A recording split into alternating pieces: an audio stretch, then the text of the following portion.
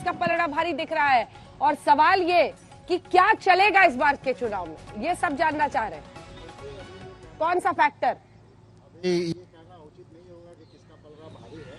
चुनाव बहुत ही competitive election इस बार हो रहा है और राजद के जो हमारे चीफ मिनिस्टरियल कैंडिडेट हैं तेजस्वी प्रसाद यादव जी, वो अग्रेसिव मूड में हैं इस बार। कई मुद्दों को उन्होंने उछाला है, अनएम्प्लॉयमेंट एक उनका बड़ा मुद्दा है। लेकिन असलियत अगर ग्राउंड रियलिटी अगर देखा जाए तो बिहार में आज तक जो चुनाव का जो लोगों का जो एटीट्यूड रहा है वो जाति से, कास्ट से ऊपर उठ नहीं पाते हैं। मुद्दे रहते हैं, मुद्दे हर एक इलेक्शन में आते हैं, लेकिन वो वोटिंग पैटर्न लास्ट में अगर देखिएगा तो वो कास्ट बेसिस पे ही वोटिंग करते हैं।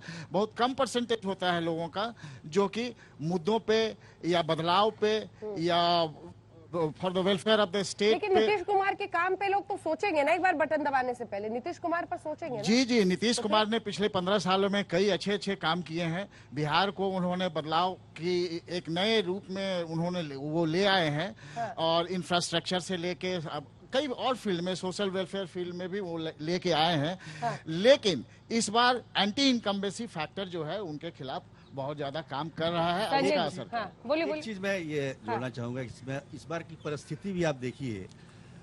कोरोना हुआ, लॉकडाउन हुआ और उसमें बहुत सारे लोग जो हैं बेरोजगार हो गए। हाँ। क्योंकि बिहार के बहुत सारे लोग बाहर दूसरे राज्यों में काम करते हैं। सारे प्रवासी मजदूर लौट के उनको बिहार आना पड़ा। और यहाँ से अभी जो लोग गए हैं वो काफी कम संख्या में अभी बाहर गए हैं। हाँ। तो काफी संख्या में अभी भी लोग बिहार में मौजूद हैं। तो रोजगार एक बड़ा मुद्दा इसलिए उभर के आया है क्योंकि कोरोना आ गया और इसके लिए सरकार की को जो तैयारी करनी थी, जिस तरीके की बात करनी थी, वो बात हुई नहीं।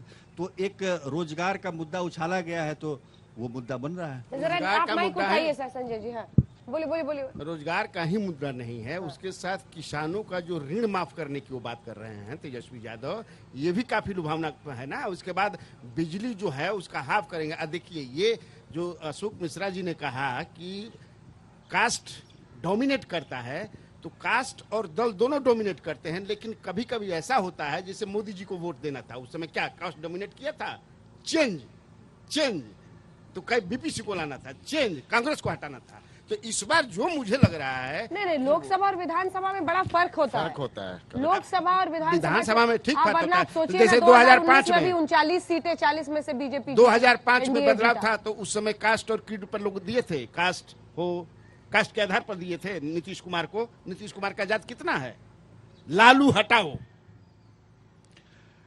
वेव चला था। वैसा वेव नहीं दिख रहा है, लेकिन सिर्फ लालू हटाओ अभी इस तरीके से वैसा वेव नहीं है।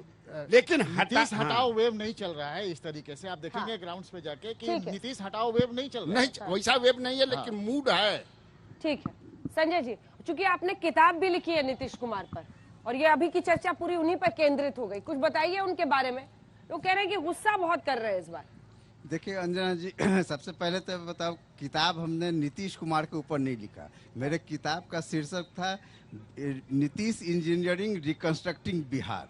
उसमें सुशासन की जो बात वो करते हैं, सुशासन का जमीनी हकीकत क्या है, उस किताब में हमने यही चीज को किया। और उसका एक नया संस्करण आ रहा है कि डज बिहार नीड नीतीश राज, वो एक नया संस्करण। मैंने ये देखा घूम के अलग अलग जगह पर लोगों को सुशासन का उनके लिए अलग परिभाषा है, उससे अलग खुशी है। जैसे पालीगंज के सफलता सिंह है, उनके लिए खुशी है कि पीपा पुल बन जाने के कारण वो पटना से पालीगंज अपने गांव 1 घंटे से कम समय में पहुंच जा रही हैं, जो पहले के 2.5-3 घंटा लगता था। वह सिताब दियारा के विनोद श्रीवास्तव है, जयप्रकाश नारायण के गाँव के हैं। उनकी खुशी है कि अब उनके गाय की चोरी नहीं हो रही है। पहले कहते थे दिन दहाड़े उनके गाय की चोरी हो जाती थी। इस तरह के लोगों को अपने अपने जगह पर उस सुशासन का अपना खुशी है और उनके लिए उनका अपना एक परिभाषा है सुशासन को। बड़े बड़े मुद्दे, आर्थिक मुद्दे, चाहे प्रति व्यक्ति आय का आप ले, चाहे और विकास दर, और ये तो अर्थशास्त्री या बड़े बड़े लोग उसका विश्लेषण करते हैं। मगर लोग जो हैं उनके खुशी जो है कि हमारे जगह पर हमारे सामने सड़क बन गया है, आज हम अस्पताल जा रहे हैं, वहाँ हमको दवा मिल जा रहा है, उनके लिए सुशासन का ये प्रभाव है और वो इससे खुश है। इसी सुशासन को परिभाषा से उनको लगता है कि नीतीश कुमार आगे भी रहे, जिससे ये सब सुविधा मिलते रहे और ये सब सुविधा बढ़े भी। लेकिन आपने नीतीश कुमार पर मुझे कुछ नहीं बताया। मैं आपसे ये पूछ रही हूँ कि अगर वाकई सुशासन पर इतना भरोसा है तो अगर कुछ नारे रैलियों में लग जाए, और पिछले चुनाव में देखा था हमने, मोदी मोदी की रैली भी नारे लग जाते थे, आपा खोने की क्या जरूरत है? ये तो बिल्कुल हम पत्रकारों को भी ये आश्चर्यचकित कर रहा है, क्योंकि ये राजनीति का शैली नीतीश कुमार का नहीं है।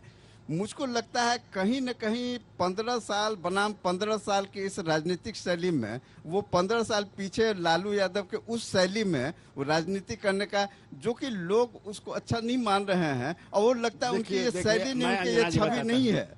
क्योंकि लालू यादव का था, वो तो बेबाक में बोलते थे और विरोधी भी उनके ऊपर बोलते थे, मगर इनकी ये शैली नहीं थी। ठीक है, मैं बताता हूँ, 5 साल केवल काम हुआ नीतीश जी का, 5 से 10 वाला जो है वो काम हुआ। उसके बाद नीतीश जी के शरीर में प्रधानमंत्री की इच्छा घुस गई और ये कई राजनीति करने लगे। इसके बाद उन्होंने कभी बिहार में विकास हो इस पर सोचा ही नहीं। इसके बाद हट गए, जीतन राम मांझी आ गए। फिर ये मुझसे उन्होंने कहा था कि अब हमारी पारी समाप्त हो गई 2014 चुनाव हारने के बाद। जिसको जनता कुर्ता पहनाती है उसको पैजामा भी पहनाती है। अब तुरंत जो है कि अब मोदी को सबक सिखाना है, लालू से मिलना है, उसी लालू से जिसको ये प्रतीक मानते थे अराजकता का, और पटक दिए।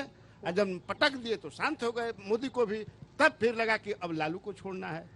तो यही हुआ 5 साल में जो काम हुआ है, विकास का हुआ है। उसके बाद लालू को जब आया तो 2017 से पहले उन्होंने ऐसा क्या हो गया कि लालू को उनको ये मजबूरी हो गई कि लालू को छोड़ना पड़ेगा। आप वाकिफ हैं पूरे बिहार के इस वाकयों से कि कितना करप्शन के लेवल पे नीतीश कुमार जी ने कितनी बार तेजस्वी जी को कहा कि भाई you come out clean on the allegations against you. सारे मंत्रियों का आप देखिए 300 बढ़ गया, नहीं 300% आमदनी बढ़ गया।